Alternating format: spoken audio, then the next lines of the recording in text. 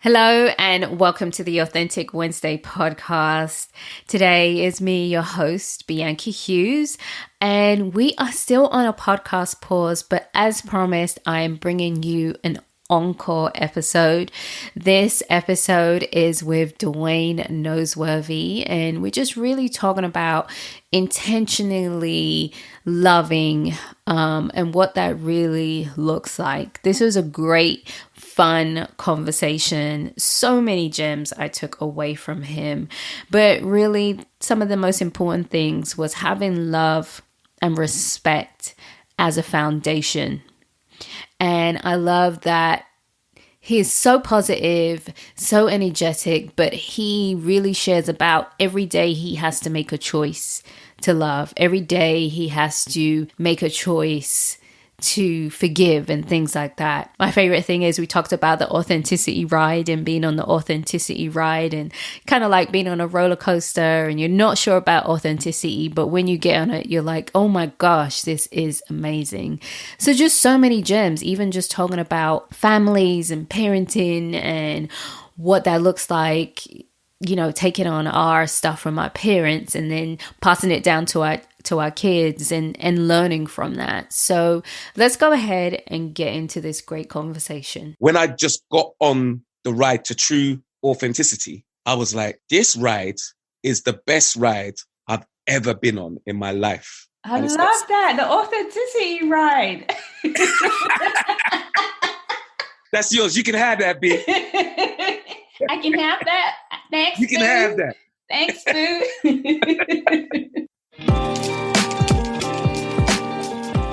Hello and welcome to the Authentic Wednesday podcast. Each week, my guests and I share our vulnerable behind-the-scenes stories of giving ourselves permission to take off our masks, let go of our expectations, and embrace our own path of freedom and authentic connection. I'm your host, Bianca Hughes, a lover of authenticity and a licensed professional counselor in Georgia.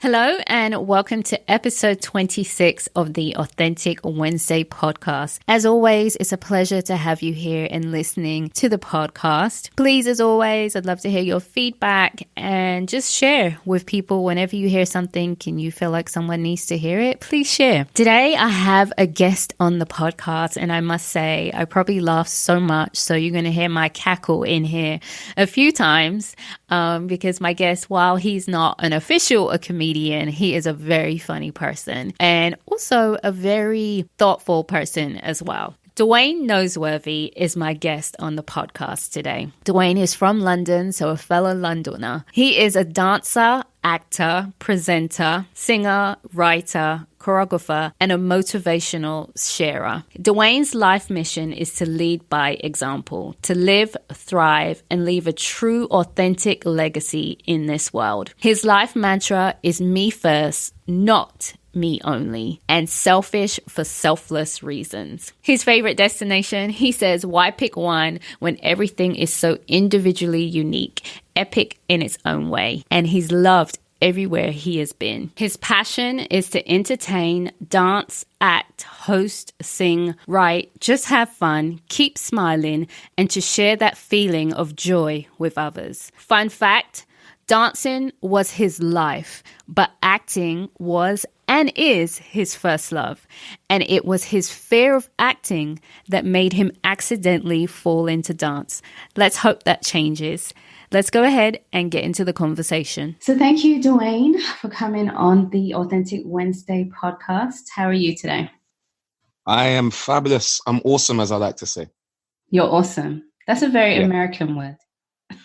I know. I think I got it off a clip that was actually from some American guy talking about how women are awesome. And ever since he said how women are awesome, I kind of just took that word and thought, you know what? I'm awesome. We are awesome. So I'm awesome. Yeah, they say it a lot here in America. I don't hear a lot of English people saying it. Yeah, I've taken Love it. So since we are on the Authentic Wednesday podcast, I always like to ask my guests, what does authenticity mean for you? How do you define it? For me, I think it's about being it's the buzzwords. I'm not really into the buzzwords, but it's not because I don't believe in the buzzwords. I just don't believe in them being people using them just as buzzwords. But for me, it's about being your true self, you know, like unveiling the mask and just being as true to who you are as possible, you know, just totally just being open, transparent, and authentic from and with love and respect. That's really important for me. The love and respect part? 1000%. How come? Because I think love and respect is the foundation of everything. I think that's why we're here. That's how we coexist with everything. I think love is the foundation of connection. And I think all of us connect here, you know, from us as human beings, from like us with, you know, with the earth, and everybody else gets a little bit deep, but you understand my point. But I feel like connection and love and respect is the true beginning and foundation of everything. It's the core. Yeah, I totally agree. But so let me ask you this question though, because I get this a lot. You know, as a therapist, people talk about, I always ask this question, why are you together? And like, because I love them. And to me, it's not enough. I'm like, well, what do you mean? Like, that's not enough. Oh, because I love them. Well, what do you mean? So when you say love, what do you mean? Right. Okay. That's good. I'm glad you asked the question, because love is not enough.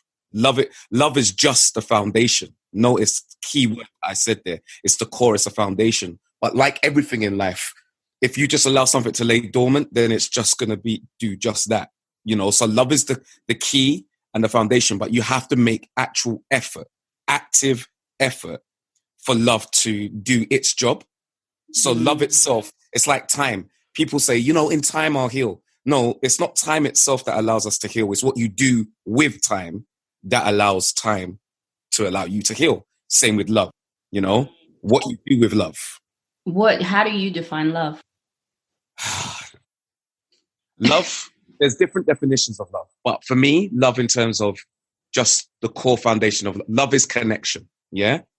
Like because love goes different ways. It goes into different realms. If you're talking romantic, I feel like you can't have I feel like love from the core has to start and stem from yourself. So love and respect for self allows you to then love and respect anything and others. So love to me is about self-preservation, like really knowing who you are and loving yourself from inside out, not outside in, from the internal to then show externally. So love for me is about that. Love has no expectation. Love just is. It's free flowing. It understands that there's no right or wrong in anything. It just is. Yeah. Love focuses on everything being a lesson and being a benefit. Love is just about, like, it's not right or wrong, negative or positive. It just is. And it takes everything that can benefit you and allows you to thrive and live in the best way. If that is a definition of love. It's hard to define love without saying love. Yeah. Yeah.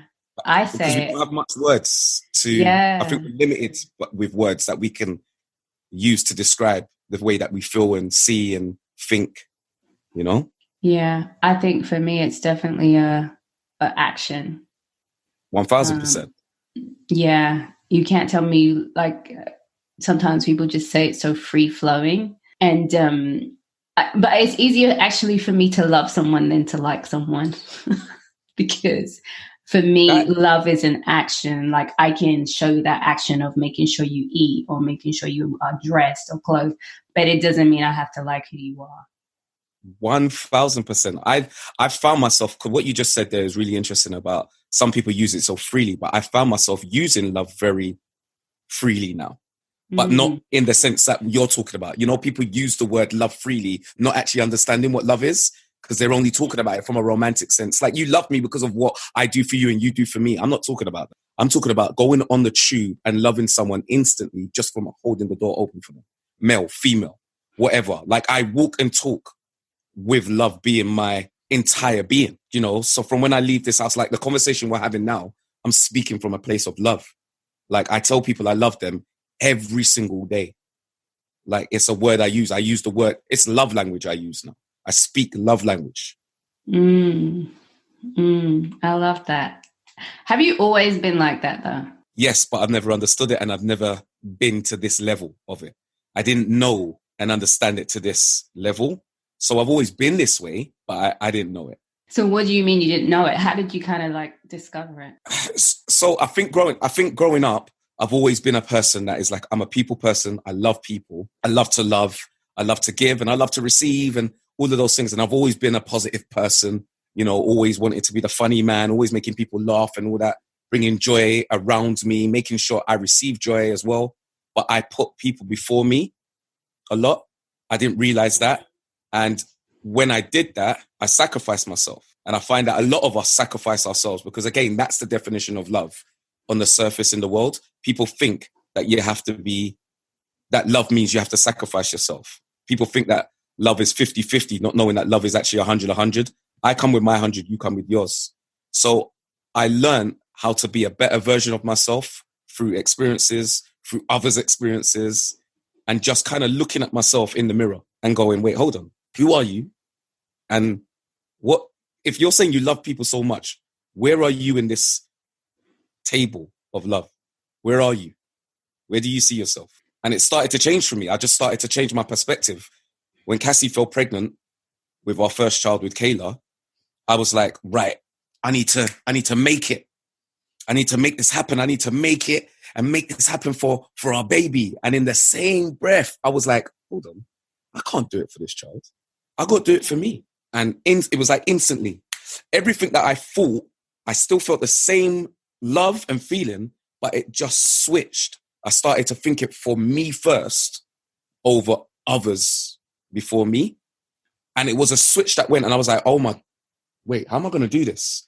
Because I don't think people are going to really understand it because they're going to see it as me telling them no, and I just had to switch it. And I just found this space of like, no, this works. This is me. So yeah, it just kind of switched over time. A lot of experiences, us falling pregnant, all those things. I was like, I really have to put me first. I have to love myself with the same intention that I want to love others. Wow. Was that scary? Yeah. There were moments. There was moments. There were scary moments, but mostly it was freeing. You know, like when you go on a roller coaster, like I used to fear getting on a roller coaster. And I remember the first time I ever went on a ride and I was just like, ah! It's almost like that. Like when I just got on the ride to true authenticity, I was like, this ride is the best ride I've ever been on in my life. I love that. The authenticity ride. That's yours. You can have that, B. I can have that. Thanks, You can have that. Thanks, Boo. But yeah, I just realized that ride, because that's life. And there's going to be ups and downs. There's going to be twists and turns. And there's going to be parts that you're not going to like and will scare you. But mostly, you're going to be screaming pure joy. And that's what I do every day.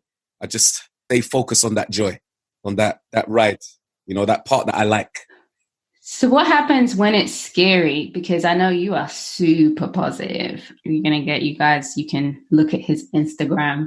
He's like positive and like be having me cracking up in the middle of the night. Like, I promise, if I go to your page when I'm like just mad. I love that. And I'll just be cracking up. I'll be like, who does this? But it's so good. It's so good. What happens, though, to you when you're in those moments? Because I know that everybody is not like that all the time. Of course. But you are like that the majority of the time. And so, you know, I always like to share that part of people so people understand, how do you get back to that space? Not that you're like that all the time, but what happens when you get a bit down? Yeah. So for me, that's the time where it matters most. To be on that ride, that's when it matters most. That's when I buckle in. Like I strap in and I go, oh, I need to get on this ride. Rather than go, I don't want to go on this ride today. Because that's often what we do. We go, I don't want to go through this feeling. I don't want to go through this emotion because it's a feeling of sadness or fear, anxiety, stress, pressure, whatever it is. And that's when I go, right, I need to get on this ride. And what I mean by that, I'll go deeper, is that I have to fully, it's what I call the AAEE Syndrome. I have to fully acknowledge, accept, experience, and embrace every emotion and every feeling. Right? So I have to... me acronyms here. I'm about to use this in the therapy room. Yeah, please. Take it. That's for you again, B. Please. But yeah, the AAEE, like that for me, I have to do that with everything. That's when it matters most, that you have to go, right, I have to acknowledge this. Because firstly, that's what you have to do. With the pain, whatever it is, or the sadness. Because we do it with joy, but we don't know that we're doing it with joy. We acknowledge joy. We accept it. We experience and we embrace it. And then we go further. We love it. We ride it. Oh, my days. I'm having a party with joy. But the moment something don't feel good, we run away. And we switch off from doing that. And in actual fact, you have to allow that pain, that emotion, or whatever it is, you have to allow that to pass by and through you. So you have to sit with it. So, but you don't become it. You AAEE. Don't become the feeling, the emotion. You just acknowledge, accept it, experience it, and embrace it. But you don't become it. The only thing you become is what we start from, which is love. That's it. That's it. So, man, that's so good. Okay. So I always have to preference this because you are a Black man, and Yes.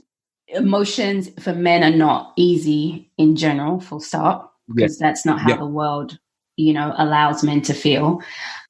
Except if you're a gay man. Like, gay men feel emotions so free. I feel like they're so free to feel emotions. It's crazy.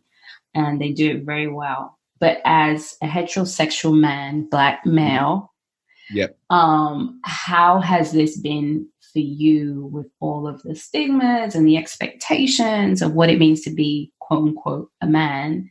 How has that been? Again, I don't ignore it. I accept it. Like, I acknowledge, okay, that's how society views us and society has actually painted us to be. But in actual fact, because I'm getting back in touch with my true authentic self, I just don't focus and feed that. I focus and feed my true transparency, my true authentic self. And I just focus on that. So if I want to cry, I cry. If I want to be sad, like I said, I don't become it, but I allow myself to feel that. Do you know what I mean? If that's what I want to feel, I feel it. I don't run away from that feeling of being a man, because to me, being vulnerable makes me more of a man than I've ever been in like my whole life. Like, because I now know that I can actually just feel those feelings and allow those to pass by and through, and allow myself to actually talk openly and honestly with somebody. Do you know what I mean? You can have a true conversation with men and women when you're being vulnerable. To me, when you're vulnerable, you're stronger than you've ever been, personally. So I'm not afraid of being vulnerable, because I think that's what it is. We're all afraid of it because society says that's not what makes, like, if you cry, the first thing you say is man up. Like I used to say it to my boys, and I say to them now, if you cry, feel free to cry, but know why you're crying. I say it to my twin boys. Do you know what I mean? Know why you're crying. Don't cry because you think that's what you're meant to do, and don't not cry because you think you're not allowed to. But just know what it is you're doing. Like, you are totally responsible and accountable for you. So understand it. Like, take a moment and breathe that in. If you're crying, what are you crying about? What are you crying for?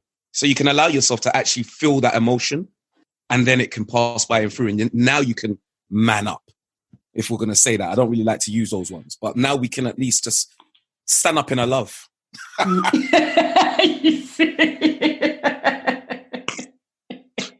A man told me that once, seriously. He said, nah, sir, you don't fall in our love. You must stand up in our love. I said, wow, that is amazing. That's so don't so fall true. in love.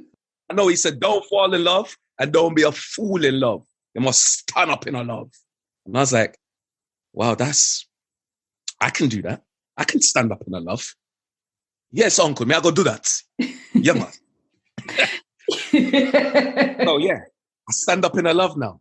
So you actually, but what is interesting, even though you were doing your work from your daughter to love yourself, there were still these things like, I always tell people it's a journey. It's not this destination, but you had to even catch yourself saying to your boys, man up. Like, you had to kind of catch yourself. Yeah. Even though you were doing the work. Like, that's why I explain to people, like, we're not always arrived. No way. I mean, I used to, when my daughter was, a baby, like I used to be able to tell my daughter to suck it up when she cried. So I could just, that's the kind of respect and power that I had as a father. When my daughter would be crying, because again, I'm learning. I'm a new dad. She'll be crying. I'll be like, suck it up. And but now that plays a part in why the moment my voice is a certain way with my daughter, she can't do anything but cry. The moment I speak to her in a certain way, tears roll down her face, and I ask her, why are you crying? And she goes, because I don't want to disappoint you. And that's because I think I didn't allow her to cry when she was younger. So I apologize to her. And I say to her, listen, again, I don't believe in no wrong and right, but I will say, I don't think that benefited you, what I did. I did it with the greatest of intention, and it worked. Because to be honest, I didn't have to deal with you crying, and you sucked it up. However, there's a long-lasting effect that could have on you if I don't speak to you and tell you, listen, daddy apologizes for that. Because in actual fact, that didn't fully benefit you, you know? If when I was telling you to suck it up, I could have told you to suck it up, but in a way like I told the boys, know why you're crying. You know what I mean? So listen, if you're going to be crying for no reason, suck that up. Suck it up. However, you want to cry, go ahead, take your moment and cry. But what I did was, it was more of a parent control. Suck it up. I don't want to see you crying. Don't you dare. That's where I was from. Do you know what I mean? We got beaten for crying. We got told, if you want me to give you something to cry for. Yeah. So instead of doing that, I just told her, suck it up. So again, it's like you said, it's constantly learning. I didn't just, it's not like you said, we didn't just arrive. It's a constant journey, constantly learning. Even what I'm saying now will probably evolve to something else the next time we speak, because we're constantly evolving. Yeah. I love that. There's so many things about that parenting thing. I swear we were abused emotionally. Like 1000%. My mom would be like, well, you survived. I was like, no, I'm sitting in therapy, not because you didn't feed me, not because I didn't have no food. No, because it was emotional abuse. like in the sense that they would, they learned that. They were doing the best that they know, but it wasn't okay. And I'm glad that, you apologized to your daughter, because that was foreign to us, especially coming from a Caribbean background. That was like foreign. How have you had to have a deep look at your parenting methods and change them? Have you had to do that? Yeah. I think I do it in the moment as well. It's not like I don't overthink it, because again, we're still, as much as we're the teachers now, we're the parents, we're still also the students. And I still believe that our kids teach us as much as we're teaching them. So I just go into this with my eyes open. I'm aware.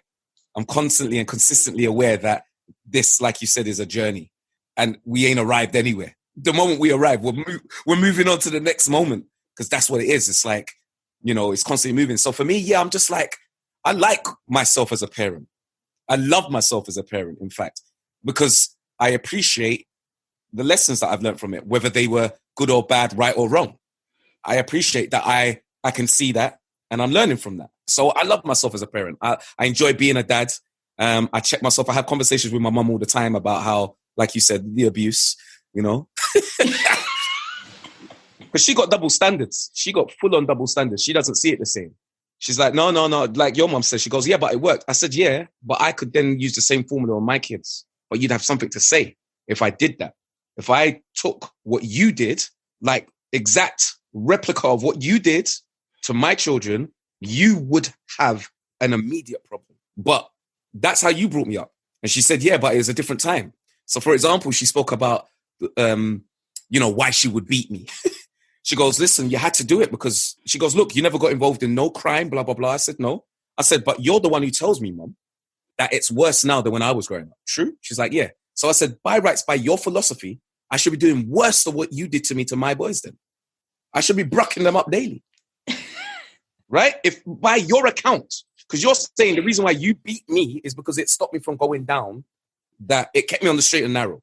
So should I not do the same to my boys as well? And should I not do worse by your account? Because you're saying it's worse than when I was growing up. So I should have dumbbells, just be clapping them up.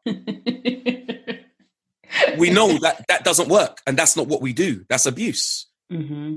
But I'm trying to say to my mum that you need to understand that you can't have this double standard. So even from them, I'm still learning. Like, you know, we're still teaching them.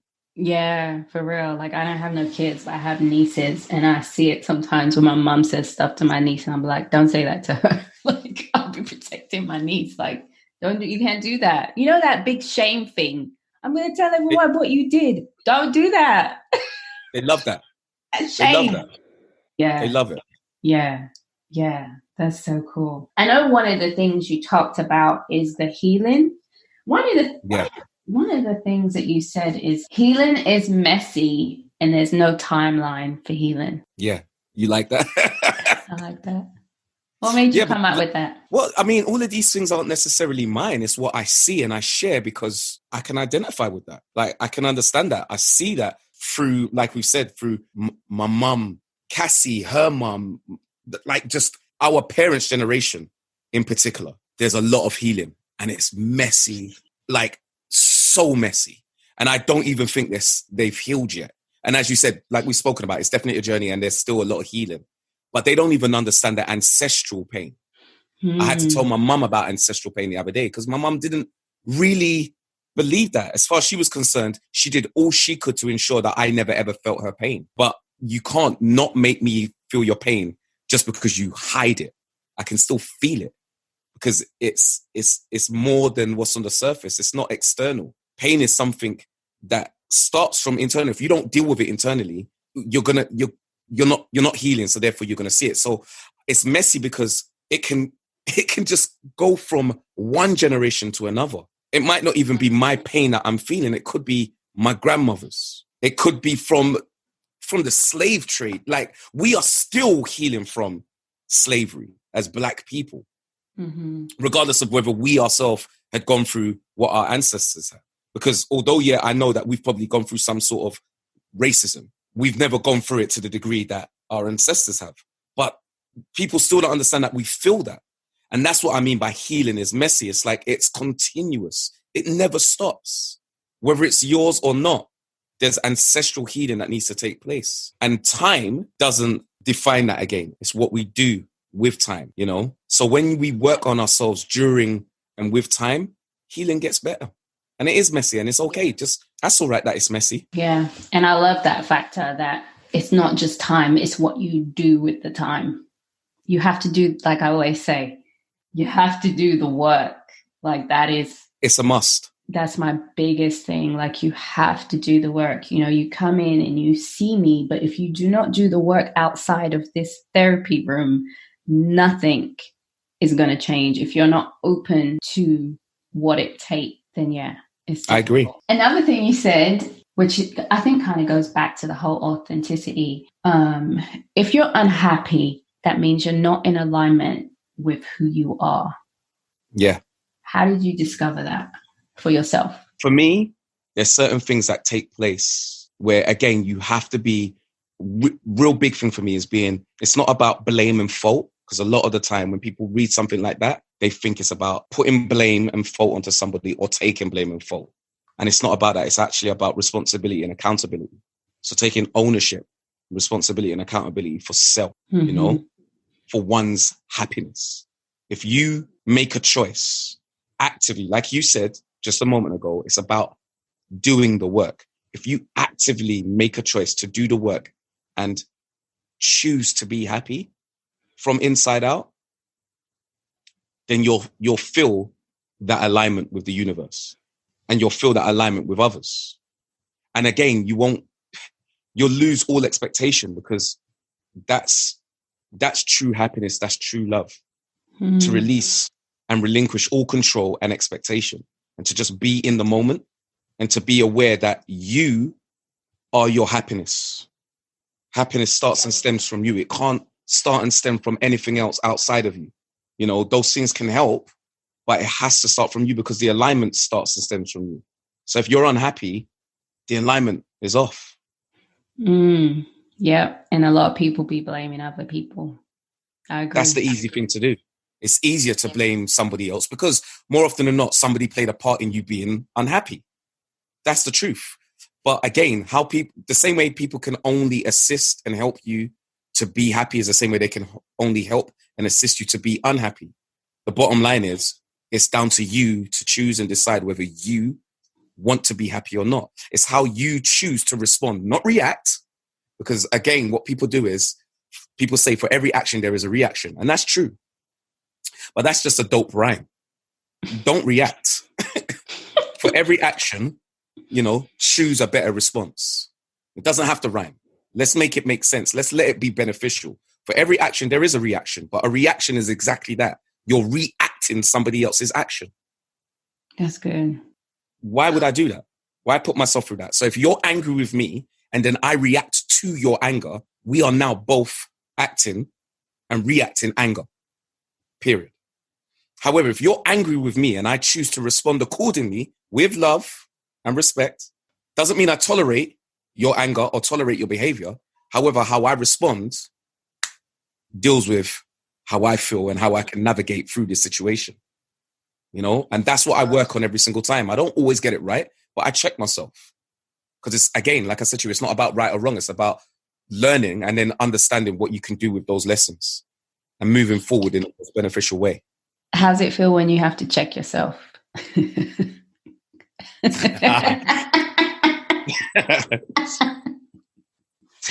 Again, mostly freeing. All the time? Mostly. Okay. Mostly. Heard the word I said. Mostly freeing. Because when you check yourself, it don't feel as bad as someone else checking you. Okay. You understand? So when you check yourself, it's like you got there before they did. And it feels you can then have a conversation with someone about you checking yourself and what they thought about before they've checked you. So they can now tell you, yeah, you know what? I'm glad you said that, because in actual fact, that did make me feel away. And you could go, you know what? I get that. And I apologize for that, because I understand what I said was hurtful, blah, blah, blah. So now you can have a conversation rather than a war, a battle. Do you know what I mean? Back and forth about, no, well, you did this. No, well, you did that. Well, no, well, I feel as though I think that you made me feel this way. Well, I think you made me. So now we're just going back and forth, trying to get one up on one another. So checking myself, for me personally, is always a beautiful experience, because I choose to focus on it being beautiful. Okay. Do you ever not focus on it being beautiful? Hell no. I can't. Why would I do that to myself? But that doesn't, the question you're asking is, do I ever feel like I don't want to do this? Yeah. Every single day. You want to know the real core? Every day I battle with whether I should continue to do this. Every single day. Really? But it might be just a moment. Ah. It might be a few moments throughout the day. And what makes you battle? Focus, surface, innit? External life. Like, is it worth it? Is anyone really listening? Does anyone really care? Do you know what I mean? Like, what's the point? If nobody's doing it, what's the point? And then I remember, the point is for me first, not me only. And that's the cycle. So I always come back to me. I always start with me. I go, remember why you're doing this. You're doing it for you first. So in order for me to feel good, I'm doing it. And then I can do that with others. So, and then it just comes right back around. That cycle just keeps coming. Comes right back to me. It reminds me of something I was reading the other day. Someone shared that they had a rough day. I think it was on Instagram. But what they said is they reminded themselves of their why. And I can say that's for me true. Sometimes I'm like, what am I doing? Like, sometimes I feel like I could be going through the motions. But if I literally stop and be like, okay, what am I doing? What is my why? And I feel like it breathes life into me. That's a beautiful way. Yeah. Yeah. And that's, so when you ask the question, don't you sometimes feel this or feel that? Of course, I feel all of those things. But then when I get back to the why, or get back to, it's the why. It really does breathe life into me. And I go, cool.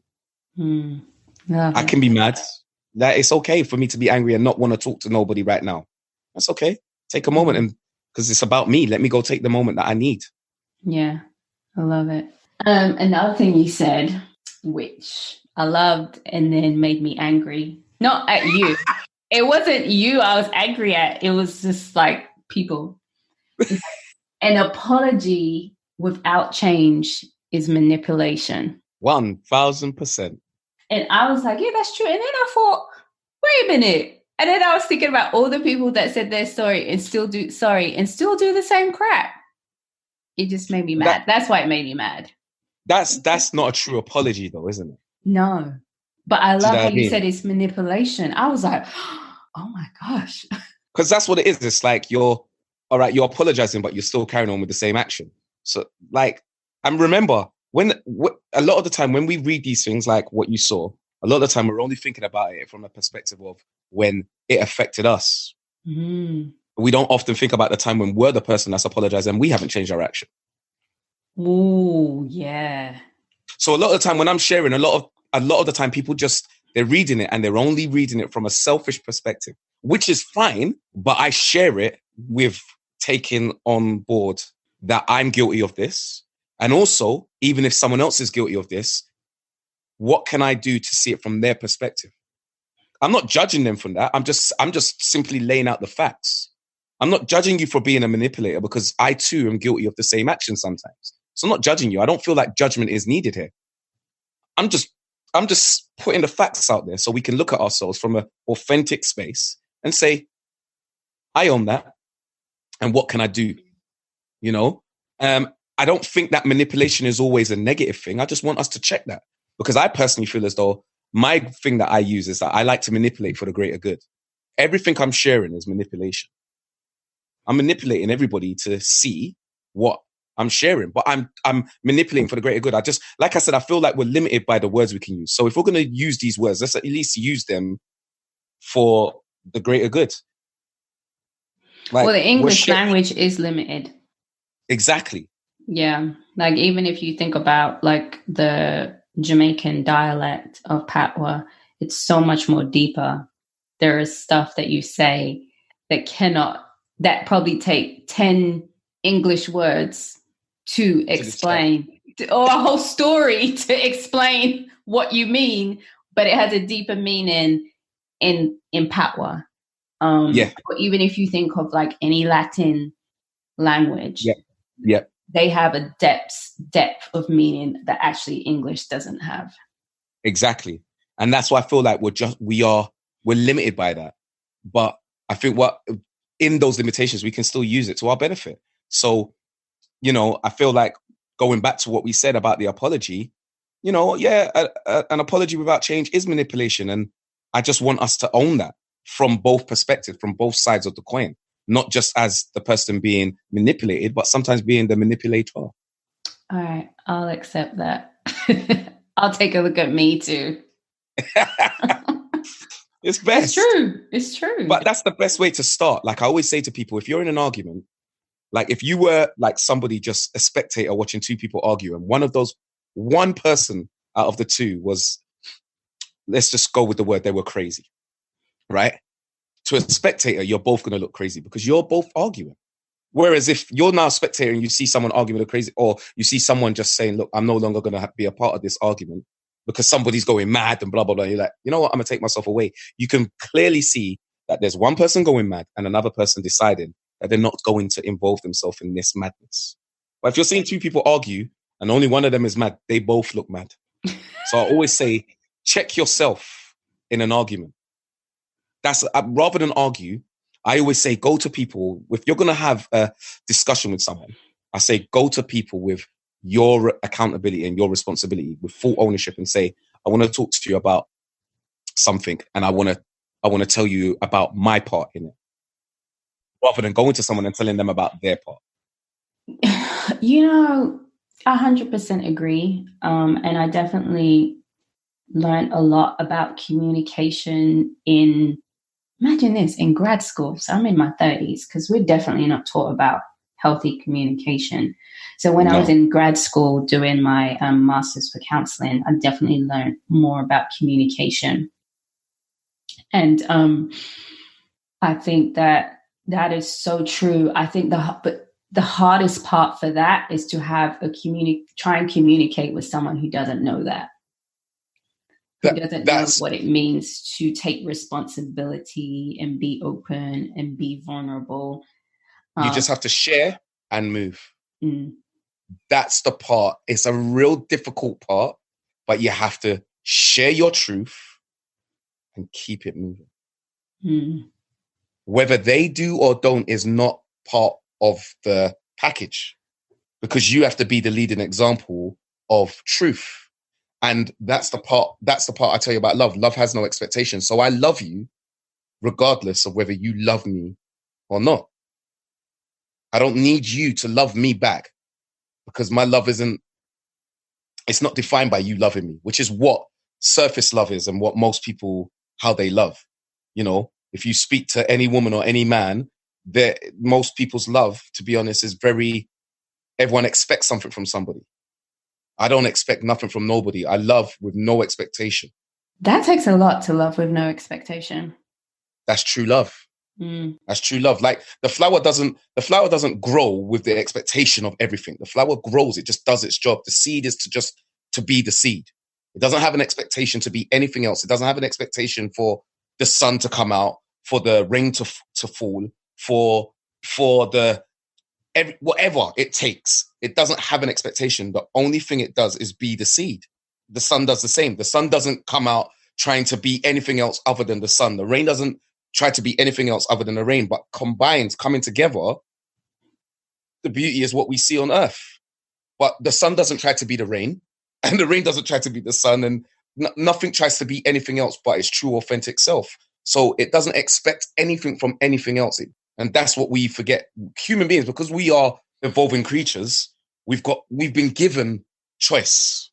We've been given, like, we can make a choice. You know what I mean? We've got freedom. So we're so lost in that freedom that we don't even know what it means to truly be free, because we've trapped ourselves in expectations. Like we all want to be the same.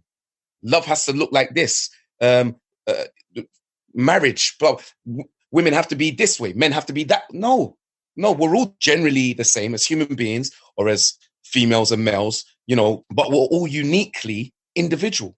And that should be celebrated. And it's not celebrated. We're all taught to be the same. And I'm not the same as anybody else. I told you, I'm awesome. That's the thing. That's the thing I talk about with authenticity, right? That it is like the best thing, the best ride, like you say, the most beautiful thing. But yet, because we are taught to be a certain way, when someone's authentic, it's very difficult. So I am authentic. And there are just times when I say, like you do, like, is it worth it? Should I just keep my mouth shut? Like, you know, and just want to go in on myself, because it's like, well, you're meant to say it like this, or you're not meant to do this. And so sometimes it's just like, what is literally like, what's the point? But then I remember, you know what? I don't like that feeling of what it's like to not be authentic. So 1000%. That feeling to me is worse than having to deal with people who might not always receive my authenticity. And that's okay. Yeah. You know, like Whitney said, it's not right, but it's okay. She wasn't talking about authenticity. I just think it works for everything. Some things just ain't right, but it's okay, man. It just is life, isn't it? Like, not everything is going to feel great. Yeah. But life goes on. I mean, the worst thing that can happen to us is like death. And I remember when, like, my cousin died. I remember when my granddad died. And I remember looking outside the window. I remember being on the bus, and I remember looking outside the window. And I was like, life is just continuing. But for me right now, life feels as though it's stopped. But everybody else, it didn't. And that's death. So that's what I mean. It's not right, but it's okay. If we can get over death, I just feel as though we can get over everything, because it's not the end of the world. Nothing stops. Like, we've all lost people along the way. And look, the world is continuing. People are still doing bad things. People are still doing good things. But the fact is, people are still doing. It doesn't stop. So for me, it's not right, but it is okay. What is that like for you, though? Because, you know, we talk about love and connection, right? And one of the biggest, because we're wired to connect. And one of the biggest fears is being rejected, because rejection means disconnecting, right? That we're disconnected. Right. What is it like for you to experience at times, perhaps? Because I know for me, I can go in a spiral. Even the fear, not even actually experience being disconnected or rejected, but actually the fear of it is probably worse than the actual experience, if that makes sense. Yeah, it makes perfect sense. What's that like for you when you experience it, or even fear experiencing disconnection or rejection? You see, like you said, because rejection can feel like disconnection. But again, if you learn the lesson, you can be more connected than you've ever been before. Rejection doesn't feel great. I struggled with rejection a lot. And I think I avoided it, especially in my career, even in relationships. I avoided rejection. But again, I think that was down to society making me feel as though that it was something that I needed to fear, when rejection is just part and parcel of learning. And there is so much beauty in rejection if you allow it, because it's also an opportunity to understand what isn't right for you. You know, like if you're religious, it's an opportunity for you to understand that God has said that's not for you. If you're not, and you're down, like for me, I'm not necessarily religious, but I refer to the higher power as a God, but I also refer to it as the universe. If you're not religious and the universe has said it's not right for you. That's the universe's way of saying no. And that's okay. So when we just focus on rejection being something so negative, and that's why I say to you, I don't think there's any right or wrong or negative and positive, because again, the English language is limited. I think that everything is an opportunity to learn, grow, change, and evolve. Everything. So at first, there was times when I found rejection really difficult, and I had a fear. I had a fear of failure, and then I realized I had a fear of success. That one blew my mind. A lot of people have a fear of success. I didn't know that was even a thing. I was like, what? Like when I heard it, and I can't remember where I heard it, I just remember like it was said, and it was like sometimes it's not just fear of failure. You can also have a fear of success. I was like, oh my gosh, I fear success. It's not just a failure. I fear success. I fear being in that space of success and what that might look like to others, and how that might perceive where I will be. Like so much things come to head, and you're like, hold on. So it wasn't just like I feared success to the point where I rejected myself. So how much did I really fear rejection? Because I was clean. I was okay with rejecting myself and what I needed. So that's what I mean. It's kind of like about perspective and how we see things and view things. So now as much as I still go through the process, I just focus on feeding everything in a way that benefits me. It's my only option. You know? So, man, you said so much good stuff. I know I could talk to you forever, but one of the big things that keeps coming up for me with you is intentional. Everything that kind of happens to you, you have to be you're like intentional about how you're going to perceive it, how you're going to process it, how you're going to experience it, and not allowing it to, it's almost as like you're being intentional so it doesn't consume you.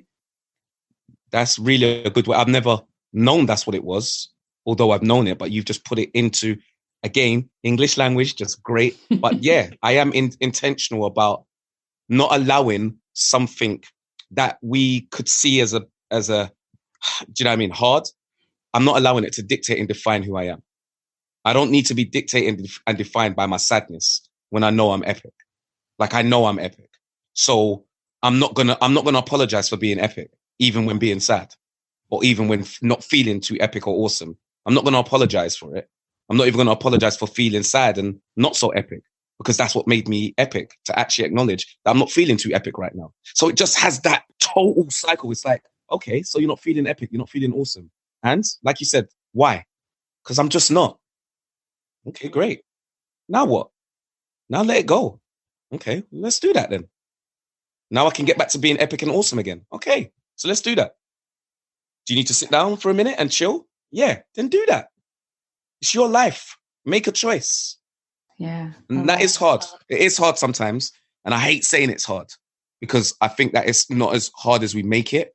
But there are times, because again, when I speak like this, I think people don't get how much I want to say work, but how much I still battle with feeling sad and feeling blah, blah, blah. I still battle with those things. But like you said, I'm very intentional about, okay, like I don't stay there. I don't become that feeling. But every single day, like you said, I think, what's the point? Like, what is the point? Is your mom listening? Are they really listening? Do they really care? You know you're loved. You know people are, but then you also think, are they? Yeah. I think that's so real. That's so real. Yeah, like it's, you know what it is? Again, I have to say it with that. It's like, I have doubts, I have fears, I have anxieties, I have stress, I have sadness. Like, listen, like the amount I feel is unreal. But I promise you, I just don't become it. That's the only difference. I stand up in the thing. You stand up in it. Yes. You know what I mean? I just stand up in it and I breathe and I go, okay. Because that's what makes us human. Like, I don't know why we have to feed everything with such turmoil. That's just the mess. That's the messiness and beauty of being human. Yeah. And I just feed the beauty over the messiness. But I totally accept the messiness. A lot of the time what people think I'm doing is like, I'm ignoring it. So they think and you must get this as well. They think that positive people are just happy all the time. And that's not the case. No. So when you're not, they're kind of like, oh, you're not being very positive. Are you all right? Like, and that's what you say to me when I'm not feeling too positive. That's like, I've never said that to you in your whole entire life. All you do is thank me for being this shining light in your life. And the moment I feel down, you say, that's not very positive. Thanks. Great. It's what I needed. But hey. Yeah, because it's almost that because they see you, it's like, I put it as actually they can't handle it sometimes for some people. They can't. It's like, if you're not okay, then what does that mean for me? It means the world is over. Yeah, it means the world is over. It's like if Will and Jada don't work out for people, everyone's going to believe that relationships are dead. Yeah. That's how everyone views it.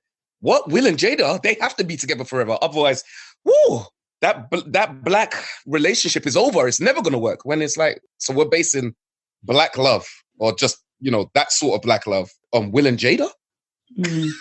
Yeah. Rather than actually just being present in a moment and just loving yourself in order to be able to love whoever is in your life. Mm-hmm. Yeah, for real. I love that. So, like I said, I can talk to you forever, but I know we can't. But I know. What is something you would like the listeners to hear or leave with today? I think you kind of said it. I know I should maybe come up with something fresh, but I just think that you said it, and I think we should reiterate what we said. I think people should be intentional about their epicness. They should be intentional about knowing who they are and their authenticity. You should be intentional about being consistently authentic with and from love and respect for self first, not self only. If people can do that with true, consistent intention, like, that when people, like, because a lot of us, we do it for others, but we don't do it for ourselves. And I find that really strange, although I understand it because I was also guilty of it. But I just feel like now we should know. Like, everyone go on a plane. When you get on a plane, remember when they're telling you the emergency stuff and they're telling you the safety procedure and they say to you, in case of an emergency, when that mask comes down, put on your own mask first before you help anyone else with theirs. That is with intention. That's, I deserve to live. And a lot of the time we sacrifice ourselves. And I don't believe in this sacrificial love. I just don't.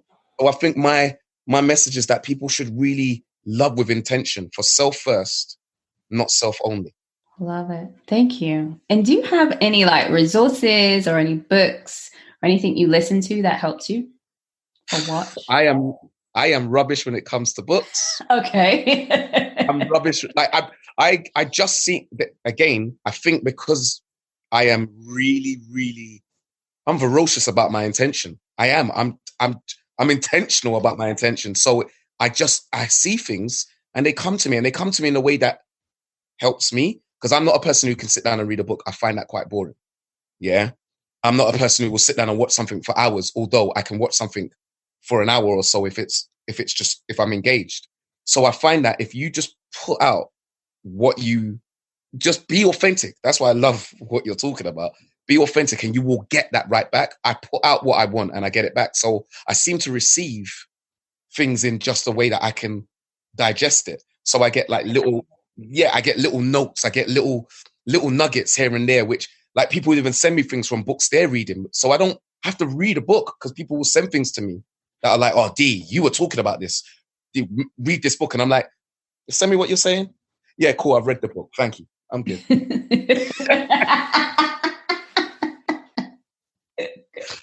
Like, it's just, I lose interest very, very quickly. Okay. Like, so I like to be kind of like, you know, so for me, do what works for you. And I feel like you will attract that to you. So if you know you like to read, like look up stuff that you know that you're intentionally trying to work on. So if you know that you're looking to work on self, read as much books that give you stuff about self-help, self-worth, self-awareness. Because if I tell you books, I'll probably be telling you books that are quite old that I've like, but I know there are so many stuff out there that like I listen to a lot of Iana Yvonne, like I listen to a lot of her. She's got a lot, I get a lot of YouTube clips. I just listen to so many different things. Even Gary V.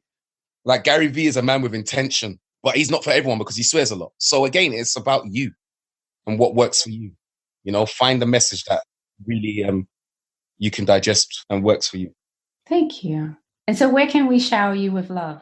I love that. Shower me with love. If we're talking online, I really want people to shower me with love, like with energy. That's what I need mostly. But we all know that on the surface, you can see. I'll be on Facebook, Dwayne Nosworthy. On Instagram, I now have my name Dwayne Nosworthy on there, but it's very new. Either Dwayne Nosworthy or Dwayne Knows He's Worthy. That's my new page, which I'm going to start doing. And I'm going to put most of my kind of like intentionally put most of my like my acting and my singing, all the stuff that I do as well as my PMA. However, right now the page on Instagram is at Learn to Live 100. That's at Learn Live 100, as in the numbers 100. Okay, cool. I'm going to put that all in the show notes too, so they'll have it as well. All right. Thank you so much for being on the show. You're making me think. You're holding me accountable. I love it. Good. I love that. If you connected with what you just heard, please subscribe, rate, and review the podcast. You can stay connected by following our Instagram, Authentic Wednesday Podcast, and visiting our website, AuthenticWednesday.com. Remember, authenticity is a journey, not a destination.